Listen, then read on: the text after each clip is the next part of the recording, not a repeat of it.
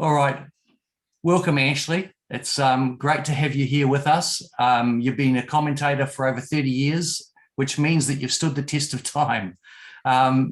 Members fondly remember your address to IPMA at the end of 2018 in Auckland, when you talked about the future of the rental industry then.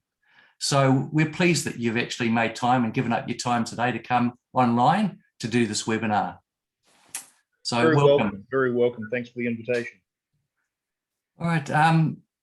Ashley, I've just got some questions for you. You're on record as having strong views about property investors and the rental market. Why is that? And why do you think property rental market is so important? Okay, yeah, that's a good question. So why don't I start with talking about going beyond property investors in the rental market and talking about property in general. So some of your viewers might remember a couple of years ago there was an organisation, a Swiss organisation called Credit Suisse, that produces a report annually on the wealth of nations. So it talks about which are the wealthiest nations in the world and how they rank. And in 2019, from memory, they included New Zealand in that survey for the first time. They hadn't previously done that, which begs the question as to how accurate their results were if there were nations that weren't included, however. And in that first survey in which they included New Zealand, they determined that New Zealand was the fifth wealthiest nation on earth. And what was particularly interesting about that was that when they got into the dialogue and the narrative about why we were the fifth wealthiest nation on the earth, they gave two reasons. Firstly, they said that that was predominantly due to property ownership. And secondly, it was due to an egalitarian ethic, which meant that wealth was more evenly distributed in New Zealand than most other countries. Now, you can read that as code for two things. One, we've got a reasonably high degree of home ownership, which means that wealth is spread evenly that way. But also we have things like working for families and income support mechanisms, which a lot of other countries don't have. And so the result of that was that New Zealand had a pretty even level of wealth, and all things considered, and that it was higher than all but 4 other countries in the world.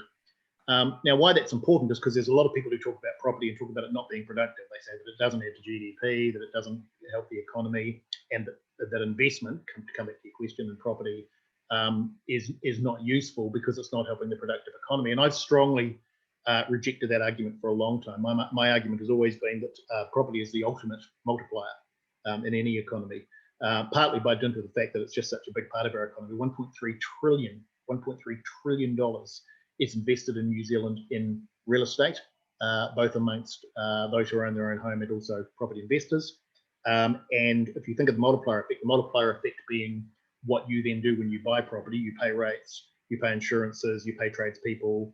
There's a whole range of things that you spend money on in relation to your property all the time. You decorate, you buy furniture, you renovate from time to time, in addition to which you can borrow money against your property to buy a business, and a very large chunk of self-employed New Zealanders do exactly that. So it has an enormous impact on the overall economy. And then when you move from there to property investors, about which I'm particularly animated, and the reason for that is that New Zealand has, I'm just going to dig some figures out here, David, to make sure I'm getting the right ones.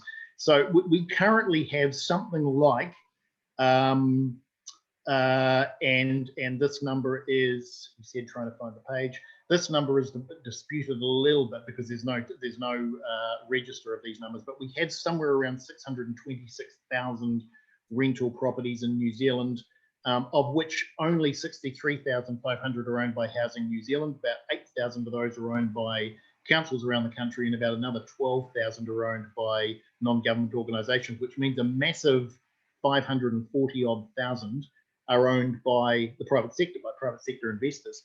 Now, the reason that's important is if they didn't own those properties, because the need for them wouldn't go away, if they didn't own those properties, the state would have to. So the fact that we have such a large proportion of our rental properties in New Zealand owned by the private sector is a massive support to the economy and to society in general, given that were they not the owners of those properties, they would have to have been provided somewhere else, and there's only one other source from which they could come.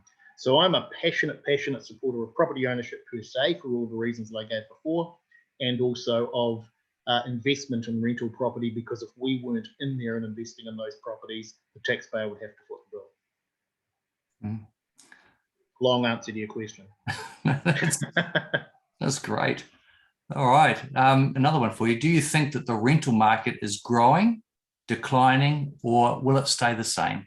Oh, and unquestionably growing. And there's a really good reason for that. Wrote an article a couple of years ago. I was under the perception, as I think a lot of Kiwis were, and many probably still are, that New Zealand's home ownership rates had been dropping over time. And when I sat down, because whenever I write these things, I let the numbers lead me to the ultimate conclusion. When I sat down and did the research, I actually found something really interesting, which was that New Zealand's home. So the other belief that we had as a nation was that New Zealand had the highest level of home ownership at one stage, and that we had come down off that over time. So I found two things. One, New Zealand's never had the highest level of home ownership, not even close to it, miles behind. And I'll tell you a little bit later on which were the two highest ranked nations when it came to home ownership. But also found that the proportion, and this is going to be really surprising, the proportion of home ownership in this country has been remarkably consistent since about 1916. So 1916, about 55% of Kiwis owned their own home.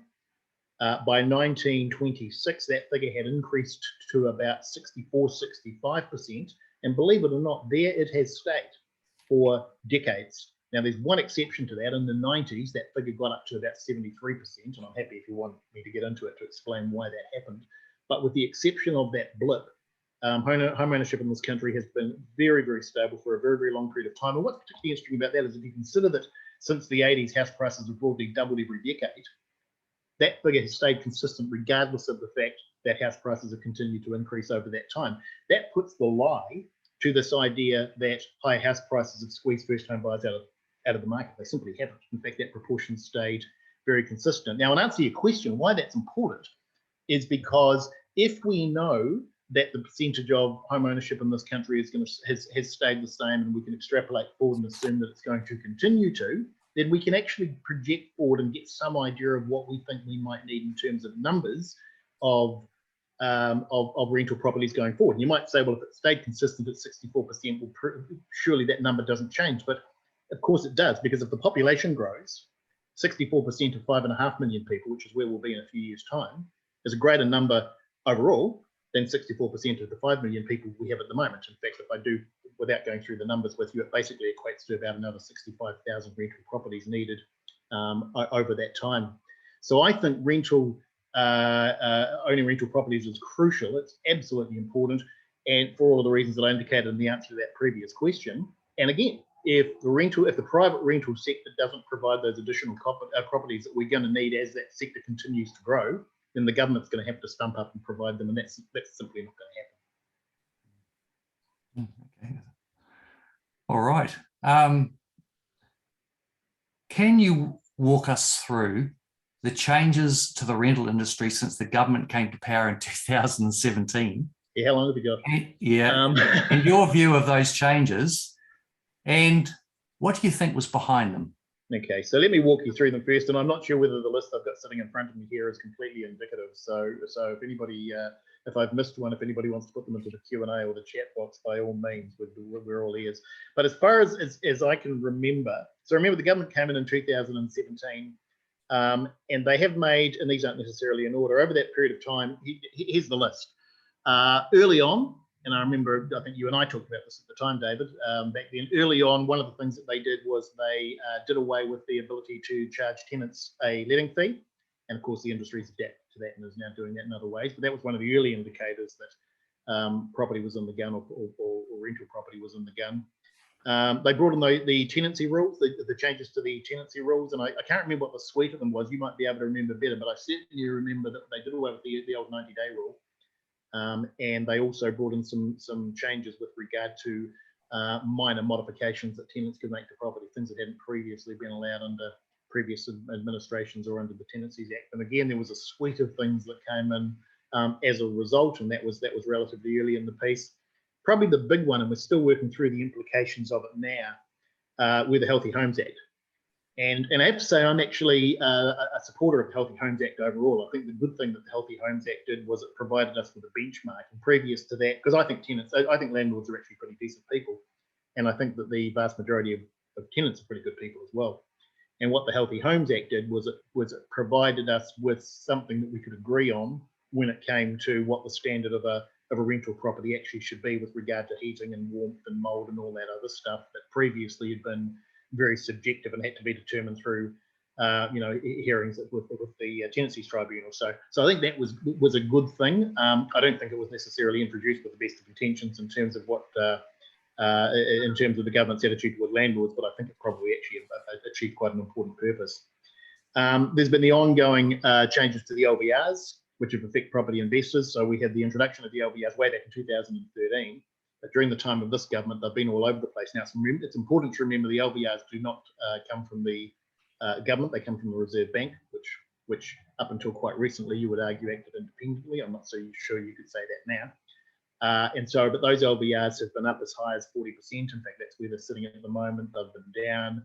They were completely eliminated for a period during COVID. And so they've been all over the place. And they've certainly impacted on, in the moment, not necessarily on an ongoing basis, but in the moment on property investors. I've had a much more deleterious impact on first home buyers who I think have been absolutely hammered by them. But they've certainly had some impact on property investors as well. We had two tranches of increase to the Brightline Test. We had the increase in the Brightline Test to 5 years. Now, it's important to remember, and I do like pointing this out, the reason that National introduced the Brightline Test in 2016 or whenever it was that that first came in was because there was a lot of confusion around when a property should be, when the capital growth on a property at sale should be taxed and when it shouldn't. And the argument was that if you were a trader or a flipper or a renovator and you were selling a property quickly, then the income you were deriving from that property was in fact your income, and therefore it should be treated as taxable income and taxed accordingly, which is a position, by the way, I agree with. I think there was a bit of confusion there and that needed to be tidied up. And so and there had been an old rule, the 10-year intention rule that some of your listeners will remember, that basically said the IRD could go right back through your records for a period of up to 10 years to determine what your intention was when you purchased and sold a property.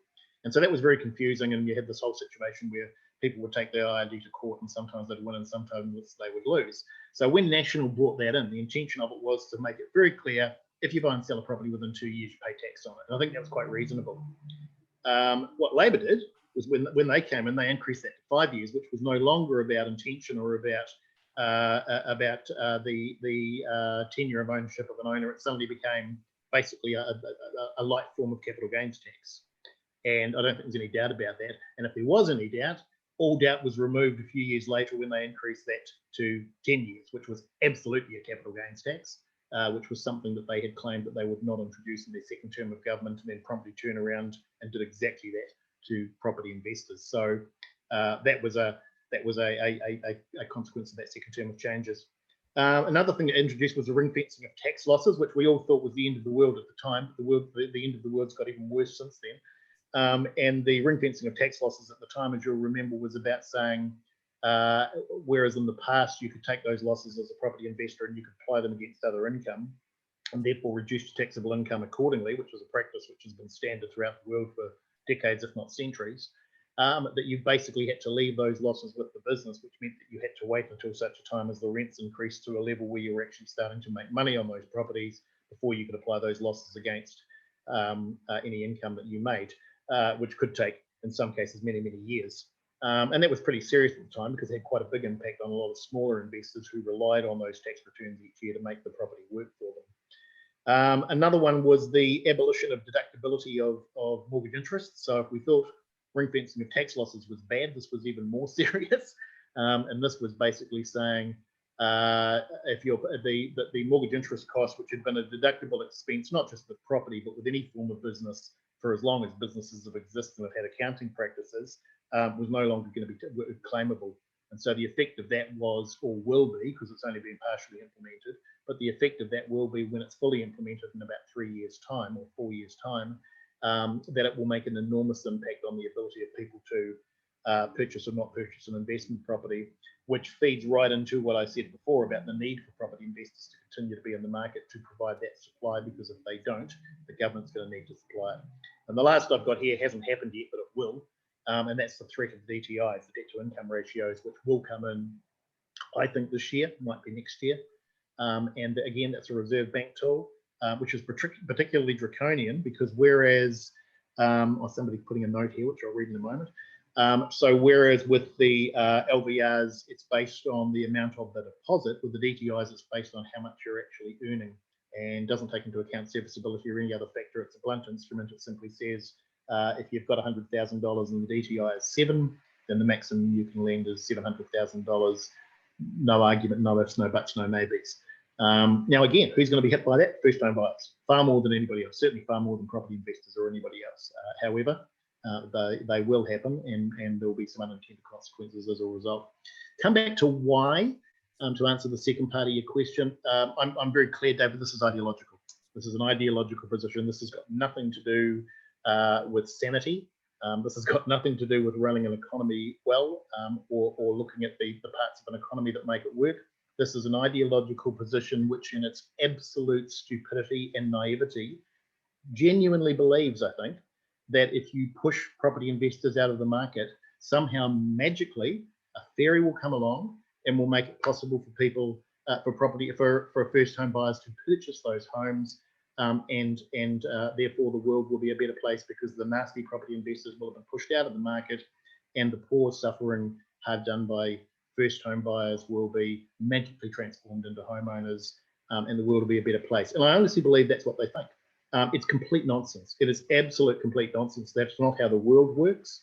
The consequence of most of the policies that have been brought in over that period of time have actually made things worse for first home buyers, not better.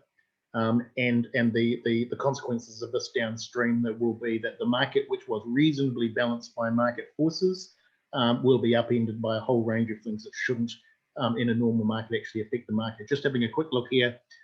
So somebody was saying, don't forget the active policy of government trying to capture private investor rentals to move to social housing. Yep, that's a fair call.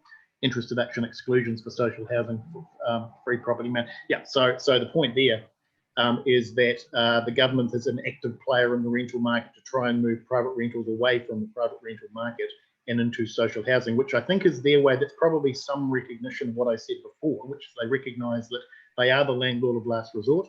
And if you take those private property rentals out of the market, then but there is nobody else behind them in the line.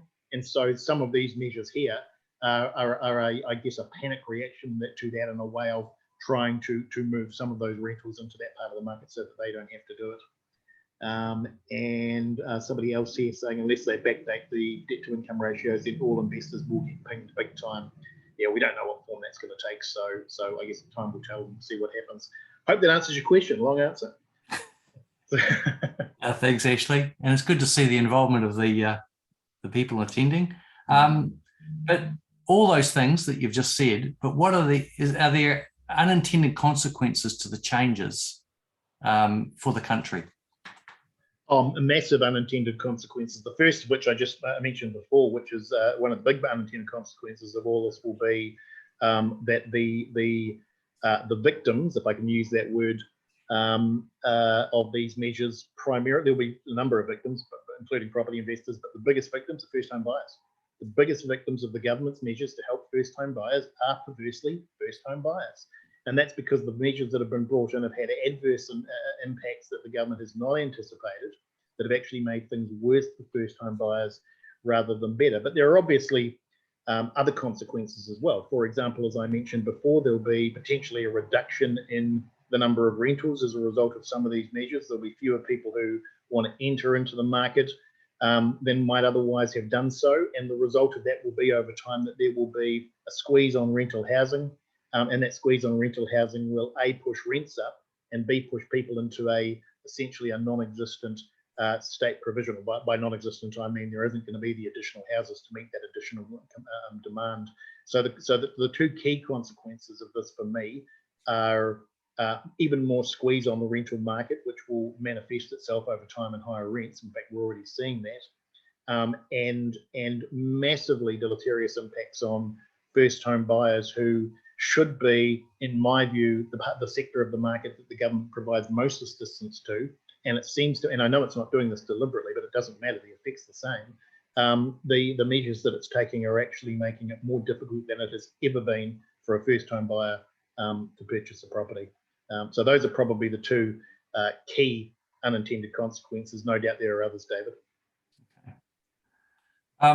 And property management businesses, what are the implications for them in these changes? Well, if we go back to 2017, we think about that suite of things that I talked about before and some of the measures that have been brought in. One of the key ones, and by the way, just declaring an interest, I've just bought a real estate agency that includes a property management business. So I now notice what I'm about to say to you firsthand. And so I know, for example, that the work with regard to certifying healthy homes is still ongoing. And so there's been a massive increase in activity. I know that some property management businesses have turned that into an opportunity and got on for doing so. But there's considerably more work with regard firstly to making sure that houses are compliant, and secondly to the ongoing work involved in making sure that that houses are remaining compliant and that work's being carried out where it needs to be in order to make that, to enable that continues to happen. Another implication of this over time, and it would be interesting to see how much it's happening for your members, but is potentially loss of clients. And having said that, there are also some arguments in favour of gaining clients, and we'll talk about those a little bit later on, but certainly loss of clients, not from people necessarily unhappy with the service being provided by your business, but simply people getting out of the industry. And I do hear, and I'm not sure how much of it's happening empirically, but I hear lots of anecdotal stories about how some of the grey-haired property investors who've hung around for a long time have pretty much had enough and are selling off all or part of their portfolios. And some of that obviously goes back into investment, but not all of it. And so the result of that is across the country, obviously, is a loss of clients and to your portfolio over time. So that's certainly another impact. Really big one, and I'd be very interested to hear from you and others how much this is impacting. But I understood, obviously, as a result of the changes to the Tenancy Act, much greater difficulty in removing troublesome tenants. So the relatively simple and straightforward processes that were in place in the past are much more difficult and much more cumbersome, which means certainly is one implication. The screening process for tenants now is obviously going to be much more rigorous, which means that there's a section of society that might have expected to be able to find rental accommodation in the past, for whom that opportunity and that door, no pun intended, is going to be closed. So that's a big implication. Margin squeeze, obviously, as a result of some of what's happening, and partly obviously due to the loss of clients and to your portfolio, but also the extra work that's required, and in some cases the extra personnel that property management companies need to engage and employ in order to undertake that work. And the big one, and I know you and I talked about this before we came on today, David, but is the potential for or the greater risk of regulation. And the possibility of the government regulating the property management industry with all of the fun that will come with that if it actually happens. And the questions around who would undertake that regulation, what form it would take, what it would look like, and what sort of requirements and imposts, both financial and time-wise, that would place on property management businesses. So it's a big deal. Yeah, no, definitely. As mentioned in the last couple of days, I've had Housing and Urban Development ringing me up to get details as they prepare discussion papers and policy papers on regulation. So it definitely is coming for those. The only good news in that is this is government that doesn't have a particularly good track record of following through. So so hopefully 2030 they'll be about ready to do it. But the mere threat of it should scare us. Yeah. And with your point with regarding screening of tenants and the need to do it properly to protect them because it's harder to get tenants out, we've now got the Privacy Commissioner saying we can't actually get information from them unless we go through these steps. So they're making it harder. But bizarre, isn't it? It's bizarre. It is. Anyway, we could talk about if the changes to the national leadership are going to make any difference, but we'll see if we've got time at the end. More than happy to answer that. Come back to me. So. Okay. How will property investors adapt? You say a lot of them are getting out of the market. Well, you know, the key thing I think that will happen, and this is the one, if there's any silver lining in this, and I'm not sure this is a silver lining, but at least it indicates that there is limited damage as a result of this. And I'm going to give you an example. If you go, and you might remember this better than I do, if you go back to, I'm trying to remember when they changed it, certainly the late 90s, it might have been as early as the early 2000s, you used to be able to claim depreciation on a rental property, and at one point it was up to 4%. So you could claim, so basically on the structure, on the capital structure of a dwelling, you could claim depreciation on the total value of that structure, which was quite a quite a big deal for property investors because it became a tax deductible expense, which added to their other tax deductible expenses, which meant that the refund they could achieve on that property was quite significant. And the national government got rid of that. Basically said that's actually not fair or real because properties go up in value, not down, so you shouldn't be able to claim depreciation. And we all grizzled about it at the time, and it was a big deal, and the sky was going to fall in. And then we actually got used to it, and we simply moved on. And for the new generation of property investors that came into the market after that, they don't know it even existed, so they don't miss it. I use that as an example because the same thing will happen with some of the things that the government has done more recently. So ring fencing of tax losses, deductibility of interest, etc. All of that stuff, while we who've been involved in property investment for a long time and understand what that means to our portfolio, aren't happy. Somebody who knew coming into the market won't even know that in a few years' time that those things were there and therefore won't miss them. And so there is one corollary to that, though, or the one caveat, one thing that needs to remain in order for that to be true, and that is that house prices need to continue to increase. We need to continue to have capital growth, because if you don't get capital growth and your property doesn't stack up financially, or it's going to take a much longer time within which to do so, in terms of rentals raising over time, then there's going to be no economic reason for somebody to invest in a property, and they won't. So provided capital growth continues, and I'm strongly of the view that it will, then these other things will, some of us will look back on them fondly, and perhaps argue that they were fair and that the new situation is unfair. But for a generation of new property investors, the status quo will be what they're used to, and they won't miss them because they never had them. Okay. And for all those who are participating in the seminar today, the big question is, how can property management businesses adapt? Oh, three ways in particular. So the first way, and it really relates to you guys with RPMA, is around self-regulation. And I've talked about this before, and I'm a massive advocate. And I think when you talked about that address I gave a couple of years ago, and I think one of the things I talked about in that presentation and made a really strong pitch for was how important it was that collective groups of property managers actually self-regulated, not just in name, but actually in action. By in action, I mean introducing CPD, introducing proper standards, introducing charters. And I have to say, and this is a criticism, but I have to say to the extent that groups like yours and others haven't done that, you're making things worse for yourself. Because if you don't, it will be done to you. And that's getting closer. So every day that passes that you don't introduce self-regulation and that you don't have standards that you put in place that apply to your members, that you can confidently go to the public and say, this is how we are different from other property managers, that is a day closer to the inevitable consequences, which will be, I promise you, much, much worse than if you do it yourself. So, I don't mean to chastise you, but if you don't do it, it will be done to you. And that runway that you currently have in front of you is running out fast. So that's a really strong message to you as a group and to individuals. Do something about that, or it will be done to you. There is absolutely no doubt of that. There's an inevitability one way or the other. So telling off over. Second point is that you've got an opportunity now to be much more attractive to property investors, and the reason for that is that whereas there was always a breed of property investors who saw themselves as landlords, I make the distinction between a property investor who's passive and a landlord who actually manages his or her own property.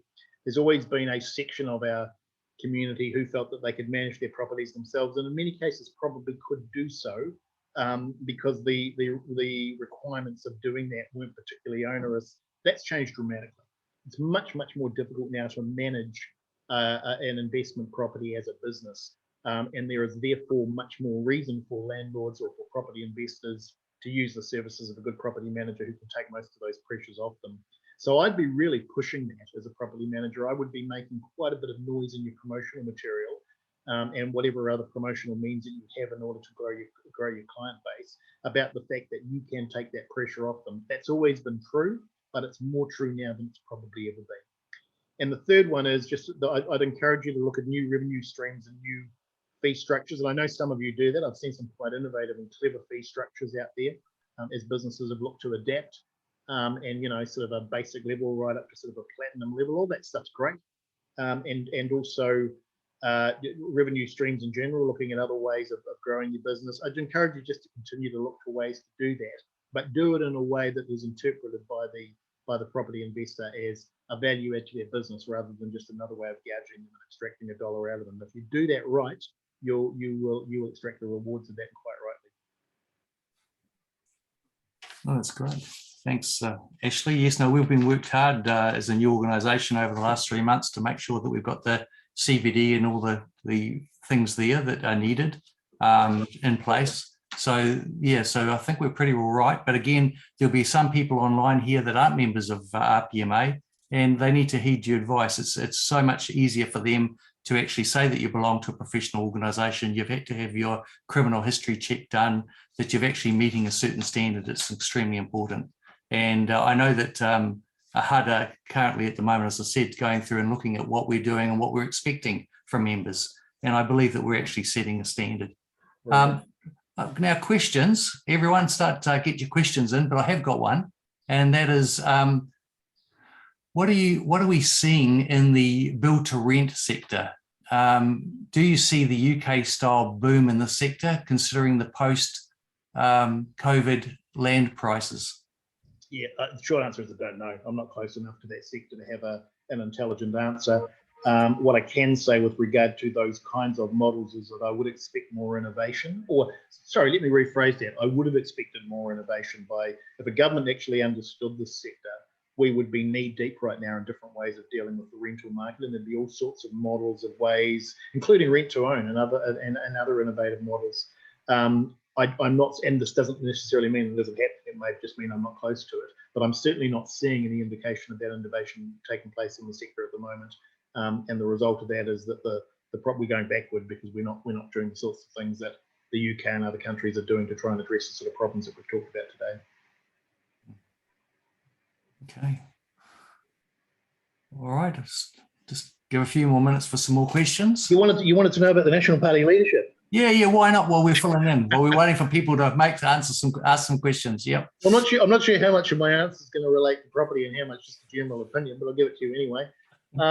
So obviously reasonably pleased. I mean, with all due respect to Judith, who I think probably most of us kind of grudgingly admired at one level, she wasn't making the grade. She wasn't making the strat. And by the way, I'm making these comments as an unashamed national supporter. So if you're not, you might want to switch off for a couple of minutes.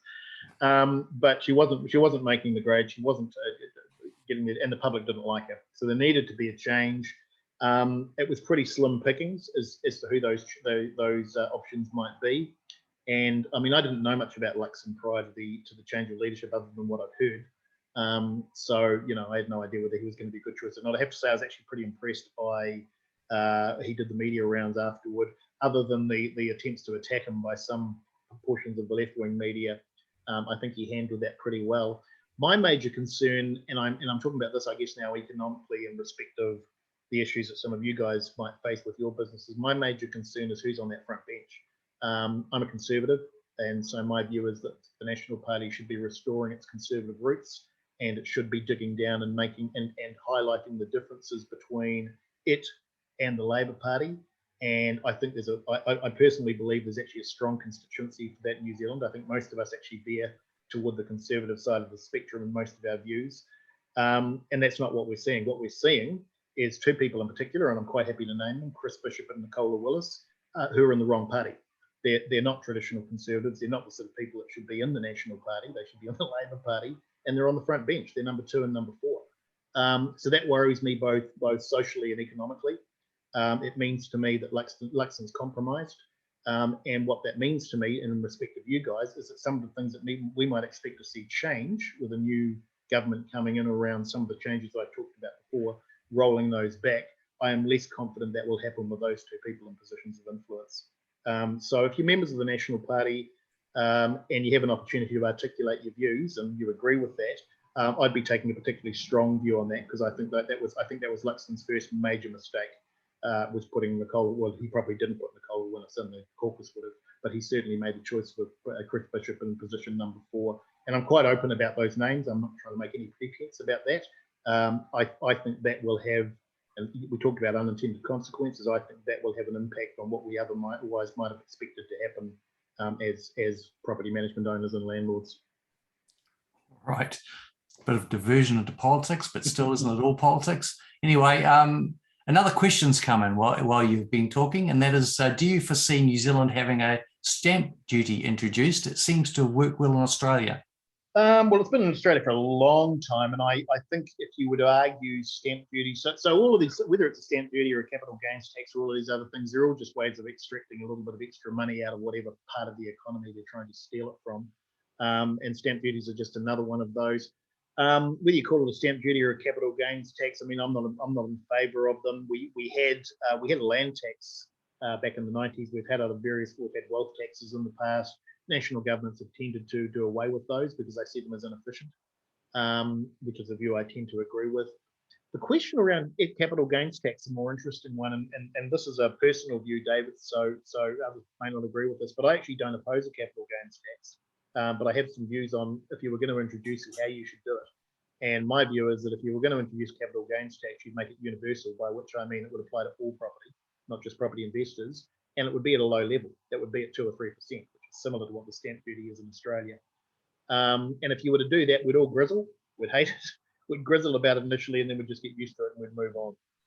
And interestingly, I did some numbers at the time that Labor was talking about introducing a capital gains tax on investors, and it worked out that you would raise about 3 times as much from that approach as you would from the very draconian and greedy approach that they were proposing to take to property investors. So, you know, there are things that we could do that could make a difference. Whether there's political appetite to do that. And of course, the problem with that particular measure was that the government wasn't, although it was about raising more money, it was primarily about attacking and punishing property investors, and that's why it was structured in the way that it was. Okay. I've got another question that's interests me. I've down in South Auckland, you're actually seeing having trouble finding tenants for some properties at the moment, and the rents are going down. So the next question is, do you see Auckland and the rest of New Zealand potentially overbuilding houses and running into oversupply? Yes. And I'll tell you why I say that. When I say never, I've been on record for about 5 years, and I think I'm the only person in New Zealand or even the world who believes what I'm about to say. We don't have a supply issue. We've never had a supply issue. And the reason I say that, and it's just math, it's just basic economics. There's a measure in the census called average household occupancy, and it's been measured since about 1986. So every 5 years when we have the census, we get an update on what that's at. And that tells us how many people on average live in a New Zealand house. And in 1986, that figure was 3.29. 3.29 people on average lived in a home in New Zealand. By 2013, that figure had dropped to 2.86 people. There's only 2 ways that number could drop, David. Either the population of the country decreased, which of course it didn't, or we built more houses than we needed. There is simply no third way. So what that tells me is when you do the numbers on that, it tells me that between 1986 and 2013, we built, get this, 200,000 more homes than we needed just to stand still. 200,000 more homes than we needed just to stand still. That's not my opinion, that's math. That's just simply doing the calculation. You can do that with your own calculator between where we were at in 1986 and where we are now. So I strongly believe, and I can prove it with those numbers, that we've never had a supply shortage. We've actually been supplying the market adequately. Now, there is an argument, it's a slightly different argument. There is an argument that says that we may have been building the wrong houses. So those 200,000 additional homes may not have been at the lower end of the market. They might have been at the higher end of the market where developers could make more money. I fully accept that. So it's possible there's a mismatch, but it's not true to say that we actually have undersupply. If what I'm saying is correct, and I clearly believe that it is, then the emphasis on building at the moment will actually make that oversupply even greater, and we will reach a point where we've got massive oversupply. Whether that will impact on house prices or not, only time will tell. Well, that flows into the next question. It says, can you please elaborate on why you believe that house prices will continue to increase?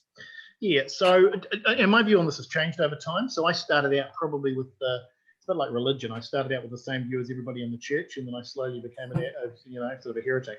And so when I started, I believed it was about supply, and it was about immigration, and it was about all the stuff that we basically blame for house price increases. And when I looked at the market over the 40 years in which I'd examined it, some before me and some after, I was able to tick a lot of those off as not actually being the cause. And the reason I can say that with some strength of determination is that when I look at what happened, because the market's basically doubled, this is a very broad, blunt instrument, but the market's basically doubled every 10 years since 1980. So we've had 4 lots of market doubling since the early 1980s. But what's interesting about that is if you look at the complexion of each of those markets, they're all quite different. In the 80s, we had very high interest rates, we had very high inflation, we had very low immigration. In fact, we were losing people. We were losing more people than we were gaining, and house prices doubled. Go forward 10 years, we had slightly lower inflation, slightly lower interest rates. The situation with regard to immigration had improved a little bit, but it was still negative, and house prices doubled. Go to the last 10 years, we had very low interest rates, we had very low inflation, we had massive immigration, and house prices doubled. What's the point I'm making? Is that those things that we look at as the traditional causes actually in the scheme of things made absolutely no difference to the phenomenon of house prices doubling. So then you've got to say to yourself, well, if it wasn't those, what was it? And I've come very strongly to the conclusion over the last probably 5 or 6 years that there is an absolutely inverse relationship between the reduction in mortgage interest rates over the last 40 years and the increase in house prices. So if you look at what's happened to mortgage interest rates since the mid-80s when they were at about 20%, they've dropped right down to, just recently as low as sort of 2.8, 2.9%, in fact, in some cases lower. And what have we seen? As the rates have come down, we've seen house prices, or asset prices, if you want to use an economic term, to go up. That relationship is undeniable when you look at them.